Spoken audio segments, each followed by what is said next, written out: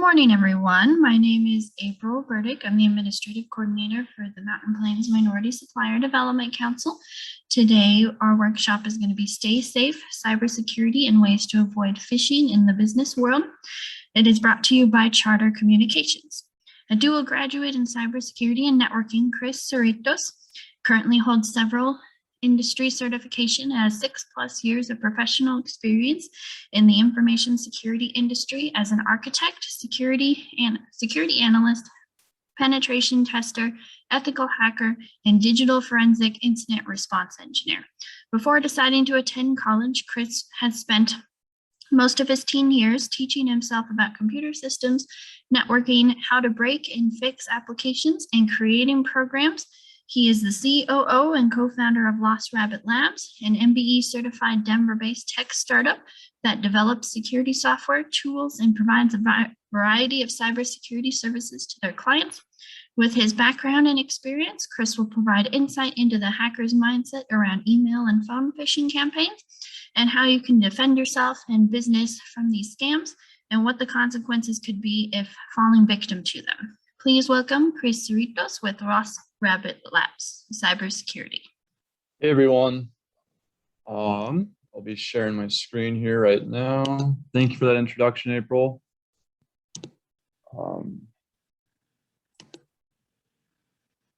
Right, are we sharing here?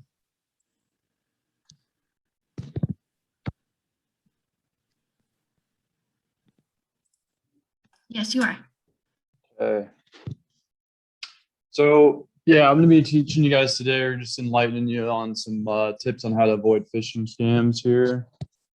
Just a little bit about myself. As you know, just going off what April said, I have 2 associate degrees in cybersecurity and networking. I used to be a game developer. I have several years of experience in that realm.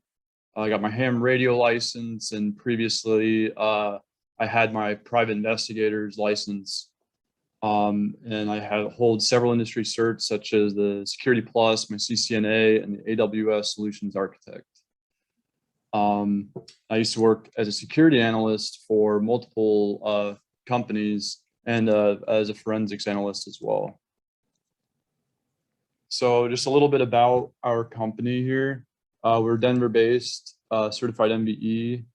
And we specialize in delivering high value, actionable tools, information, and data enrichments amongst your data assets.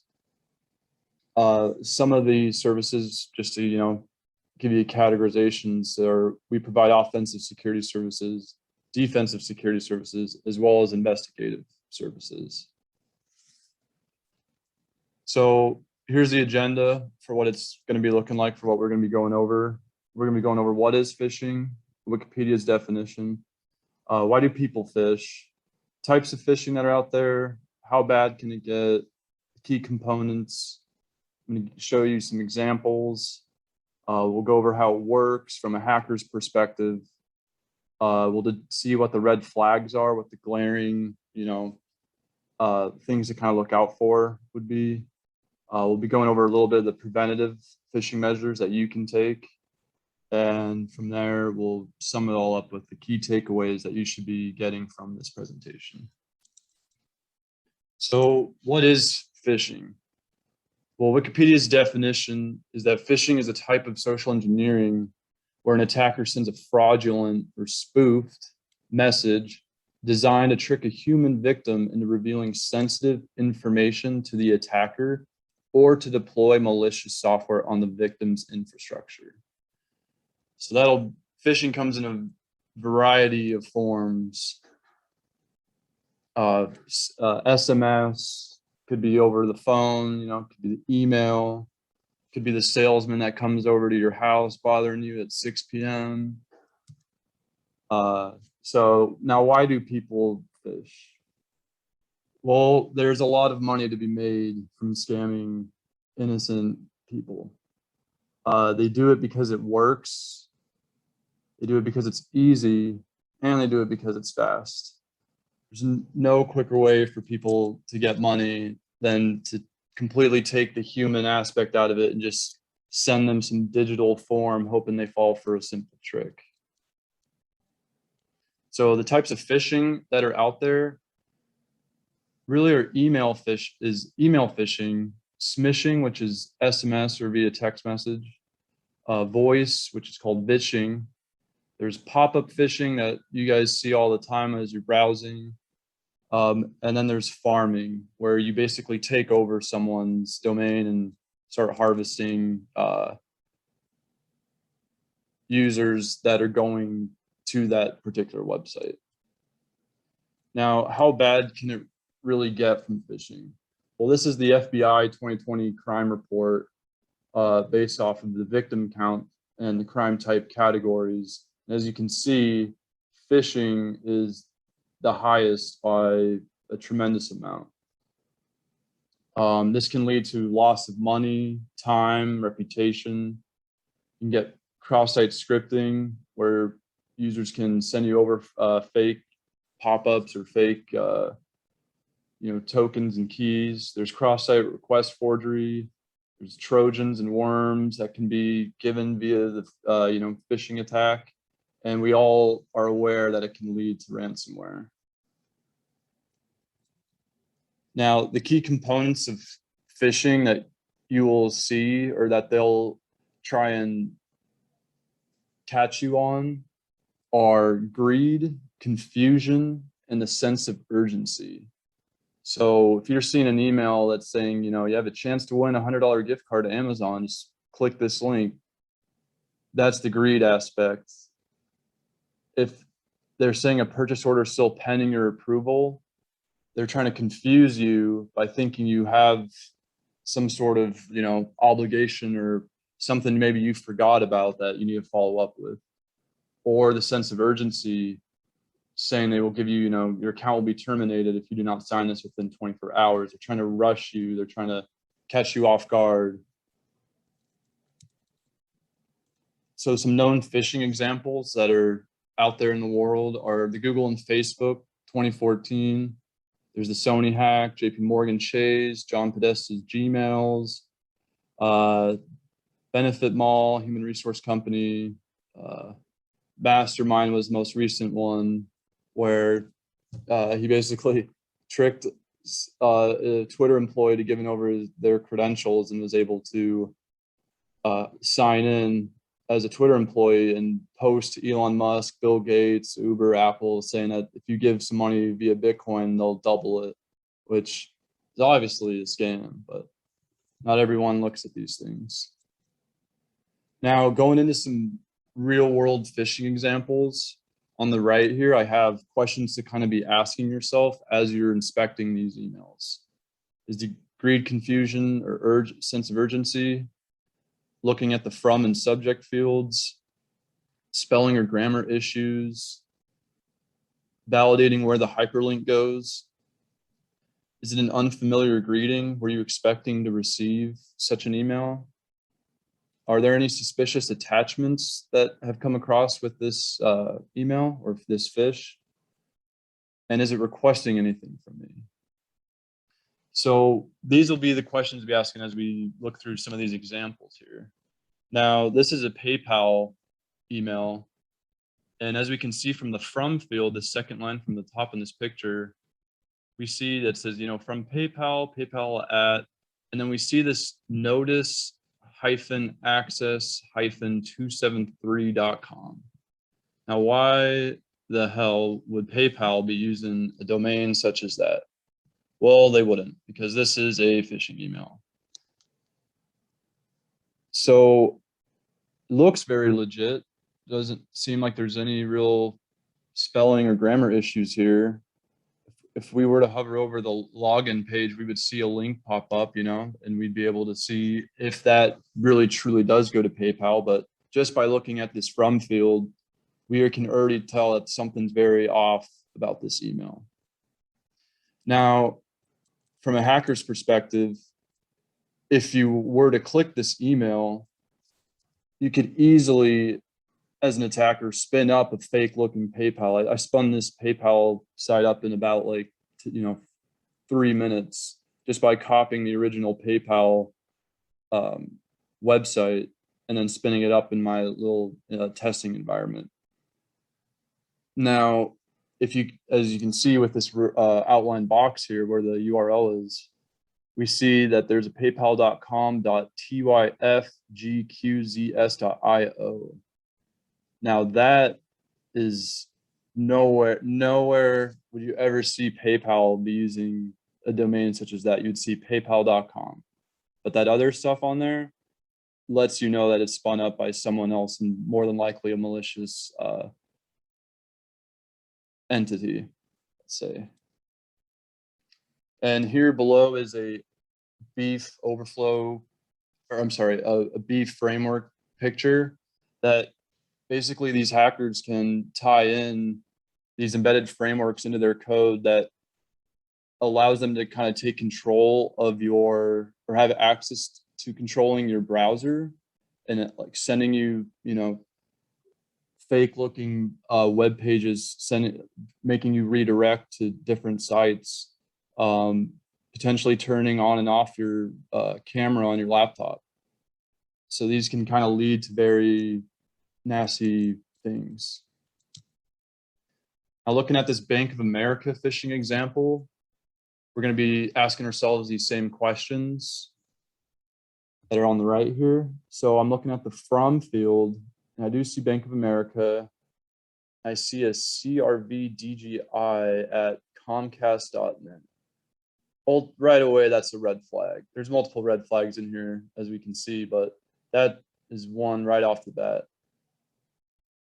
It's saying to undisclosed recipients with a colon and a semicolon afterwards. That's another red flag. They are saying dear member, and they're not addressing you specifically. So that's a little glaring as well. Now here on that circle on the bottom left here, it says please sign into your account at, and we can see that the text formatting is off. It's not bolded like the rest of the line there. Well, that's another red flag. Hovering over the Bank of America link will display that yellow box that says http bit.do/letters. And that's a link shortener for getting you over to a malicious potential site, which, obviously if they're going to be sending you an email like this, they're going to be trying to collect your credentials or scam you in some fashion. So here we'll say that I spun up a fake Bank of America looking website. Once again, took me about 5 minutes, if that. And we are able to see that URL up there, bankofamerica.login.abonk-of-america with 2 I's, and then just some random text afterwards. Already we know that this is not a valid site. Now, a smishing example here, we're going to be asking ourselves the similar questions, but really the only thing that's changed here is, do I recognize the number? And here we're seeing this random number, and they're saying, hi, Sue, I'm in a conference right now. Can't talk, but let me know if you get my text. Thanks. And then right after that, doing the good old, hey, I need some gift cards and I need to send them out. Can you go pay for them and send me the code? So why on earth would one of your higher ups be texting you at 5:17 p.m. asking for these sort of things? Well, they wouldn't, because this is a smishing attack. Now, going into a whaling and spear phishing example, this is when you're going to be targeting more of the CEOs or the executive type members of an organization. You're going to be asking for, bank statements. You're going to be asking for maybe pay stub information. It can lead to a variety of different things, but here we can clearly see that the from field here is ceoi@aol.com. And it says reconciliation for June 2001. So they didn't even put the year in properly. They may have done it in the body content, but not in the subject field. So that there's some glaring red flags here that this is a whaling or spearfishing attack.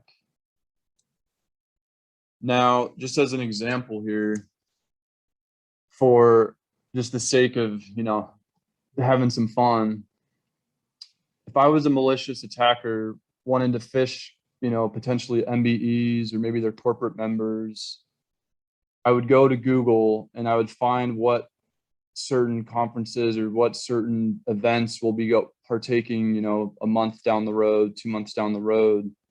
And I'll grab these pictures and I'll start crafting a fake email to use. And I'd send these out to people on the list and try and see if I could catch anyone with my fishing pole.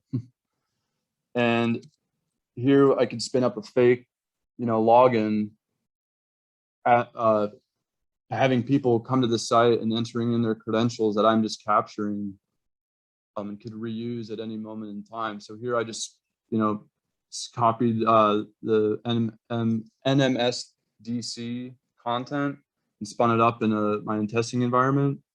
And here we can see one other picture here is the nmsdcc.org. These attackers will oftentimes try and purchase a URL that has a similar, look or, similar letters to the party that they're going to be, or the organization that they're going to be targeting, and try and buy that. And as you can see, it's fairly cheap, only $10 for the first year. And obviously they'd only need to do this type of attack for about like a week or two, if that. So it is very crucial that you pay attention to what URL you are going to, because that will determine whether or not you are going to a safe or a malicious site. So the last phishing example here is one of my favorites that I've seen out in the wild. So this one just comes from a random person. They aren't trying to hide the fact that they're just, coming from wherever. And they're just saying that, hey, I know that this is your password. And right away, the confusion and urgency pieces kind of like start blending together, and you start panicking a little bit because, well, how would this person know my password? They must be in my computer. They must have access to my email or whatever. But the truth is that they don't. They have simply looked you up on dhash.net or haveibeenpwned.com for your email, for whatever email they're sending it to see if there's any leaked passwords in there. And oftentimes, as humans, we like to make things easy for ourselves. So we're typically going to use the same password for our different logins. So this can just I've seen this lead to very worrisome moments and some breakdowns with people. But we'll be diving in right here for how do they know my information. Well, they really just look you up on a reverse phone lookup if they're trying to get your phone number or figure out who you are. There's online public records that are accessible for basically everyone, thanks to marketing agencies and Google and Facebook and everyone else. The cybersecurity data breaches, though, are the big ones because, like I said, we're humans. We like making things easier for ourselves. So we're typically going to use the same password or a slightly modified version of that password for our other logins. So they're going to just look these up via your email, via your name, and see if there's any results that come back. And if they do, they're just going to grab the first thing they see and send that over and just start trying to set panic inside you. So that is oftentimes I see that leading to just, people panicking, people very worried that they have a hacker inside their system, but that is just clearly not the case here. So determining the red flags were basically those bullet points that I had alongside all of the phishing examples there. And those red flags, once again, are, is there greed? Is there confusion? Or is there a state of urgency that's present in this email or this text message or this voice call? What do the from and subject fields look like? Are they coming from someone I know? Do I know that domain? Do I know what organization they belong to? The grammar in text is still a pretty good one to look for, though the attackers are getting better at actually maybe like reviewing what they're sending out before just sending it out. Now, where does the hyperlink go is a really big one too. Don't just be clicking willy-nilly across the board. Take it slow, give it 5 seconds, and then if you think it'll go to where you believe it's going to go, then go ahead. Now, is the unfamiliar greeting there? Do I know this person? Are they just reaching out of the blue? Are there any suspicious attachments that they're trying to send me? Are they trying to make me open up a PDF or some Word document or an Excel spreadsheet? Are they requesting any payment info, login credentials, or other sensitive data? Now, what happens if you clicked the link? Well, don't panic, but contact your IT department if you do have an IT department. If you do not have an IT department, some things that have been helpful that are floating around forums and out on the internet, people say it's good to unplug your Ethernet cable, which immediately cuts off any internet access, or to local area networks as well that you may have, like shared drives or printers and what have you. You'd want to close down any authenticated applications that you have open.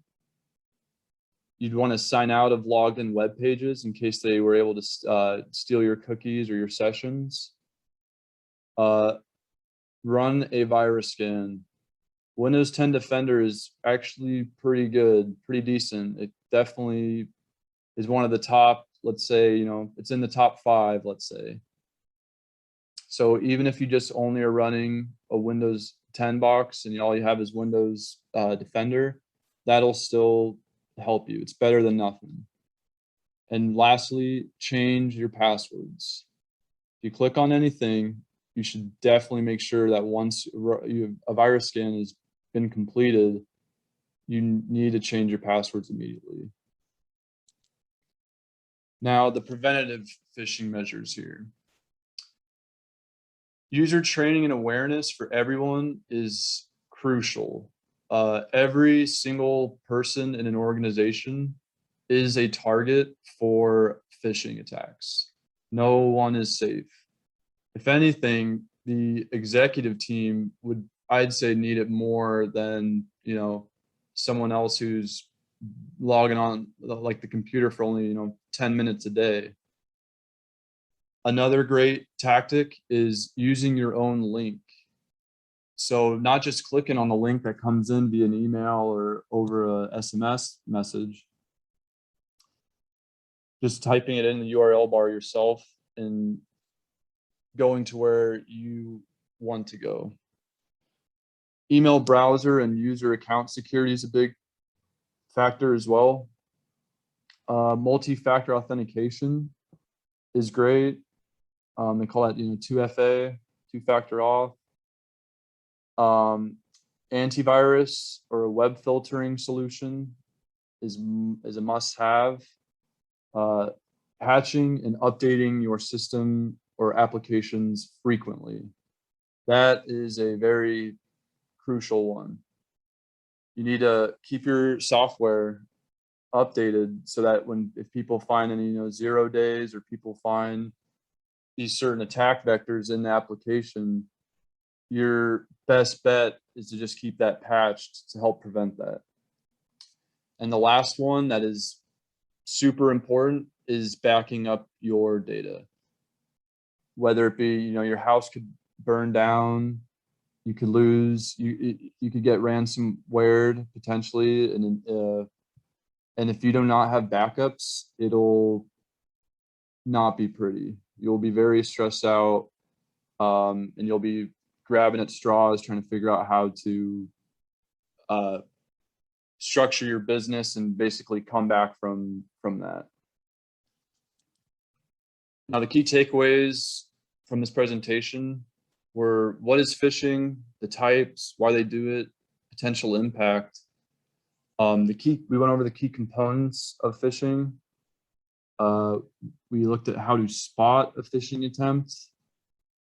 We talked about what to do if you fall for the phishing attack. And we talked about preventative measures you can take against phishing attacks.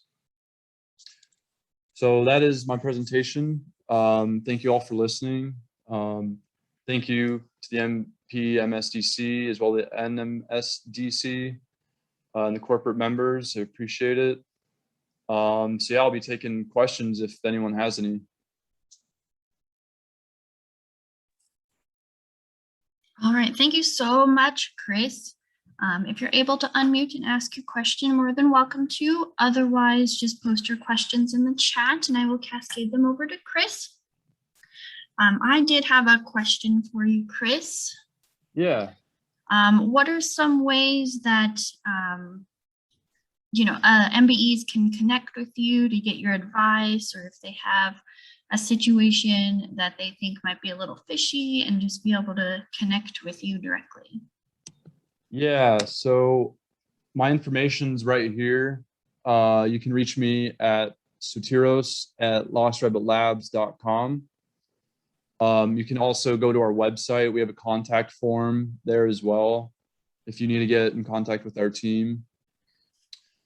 One thing we do at Lost Rabbit Labs here are phishing awareness campaigns, where basically we'd analyze kind of what phishing emails are being sent out in the wild, and we form a campaign to educate your teams about those types of attacks and basically how they're working at this moment in time, because phishing is very polymorphic. It likes to change content. It likes to change what heartstrings to kind of pull on.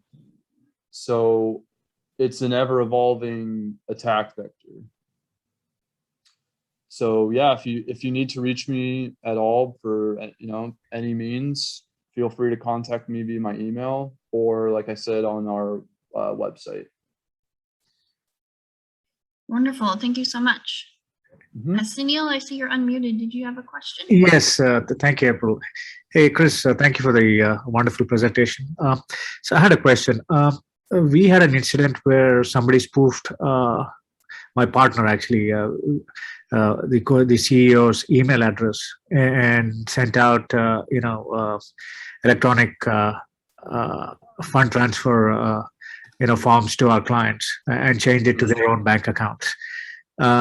So when we looked at the emails, the from email came from exactly his email address. So is it possible for people to just, kind of spoof your entire email address, including the domain?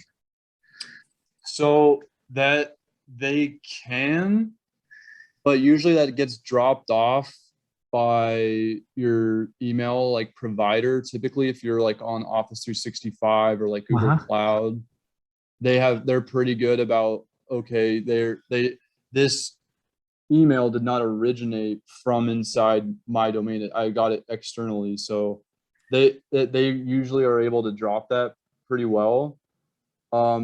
One thing you could do you guys still have that email? Yes. If you want, you could send that over to my email. There's in emails, there's also header data. So I could visually see where the trail led to and where it truly came from via the information headers that are within the email. That would be a good way to determine, whether or not this was truly a spoofed a spoof phishing attack, or if the attacker did have actual access Access to the machine those or the account. Yeah. Yeah, that was something that really caught us by surprise, and I hope it doesn't happen to anybody else. Yeah, those are rough. Yeah, thanks for sharing that, Sunil. Yeah, I appreciate that. Yeah, our clients ended up paying this guy at least 4 or 5 invoices worth $80,000, and it just vanished overnight. Yeah, these attackers, man, like there's no rest for these attackers, and they will do whatever it takes to get your money. Because like I said, it's makes money, like you just explained. It's fast, it's easy, and most of all, it works. So thank you. yeah, I would if you feel free to email that that email over to me, and I would be more than happy to kind of help analyze it for you guys. All right, thank you. You're welcome. Yeah, thank you so much. I know we've gotten a few of them over here at the council, and I'm just like, wait a minute. Yeah, it's very dangerous. There's so many possible things that could kind of happen just from downloading and opening a malicious document or going to a malicious link. So if you don't have certain security measures or preventive measures in place, it's not looking pretty, because these guys will just blast it out to hundreds and hundreds or thousands and thousands of people, and all it takes is just a few bytes on the line for them to have fulfillment. So yeah, are there any other questions? Yeah, so another question I have, what impact, if any, has COVID had on your business, and what are some ways you have pivoted? The COVID impact actually hasn't been too bad for us. Luckily I work with some fellow nerds who just, work remotely. So, I mean, we do most of our work remotely. We do have an office, but we don't really go there at all. It's just kind of a place to, send mail. Yeah, we haven't really, we've been developing some software for the past year and a half here. So the fact that we can kind of just join a chat room together and work on this remotely via VS Code or Visual Studio, and just use the sharing aspect, it's actually really easy. And COVID, hasn't really affected us at all, really. I guess it's kind of killed the door-to-door vibe, or if I wanted to make some flyers or pamphlets and hand them out to some businesses, I don't really feel comfortable yet doing that. And I guess that's the only way COVID's really impacted me, is getting the face-to-face marketing or sales on. But yeah, it hasn't really affected me too much or my business. Well, that's good. If anything, we need you now more than ever, because technology just skyrocketed during COVID. Right. Yeah. And that's going to lead to a whole realm of, more phishing attacks, more everything. And it even brings up the question of, what does the home security look like for these people who work at your office? Or people are remoting in using VPN technology. Well, how's their router security at their houses? Do they have a very generic router that I could access, from my house? It brings up some other questions with this remote working coming into play here, thanks to COVID. So Right. Well, thank you so much, Chris, for taking the time to share with our MBEs. I'm sure this valuable information will be applied to greater value and profitability, and we truly appreciate you. We are ready to get back to the main session for wrap up and then networking, and also to give away a couple of prizes, so stay tuned for that. We have really tried to be cognizant of everyone's time and comfort, and I'm sorry for all the technical difficulties, but sit back and relax, and we'll transition back to the main session for closing thoughts and networking. Okay, give us just one moment. Thank you, April. Thanks, everyone.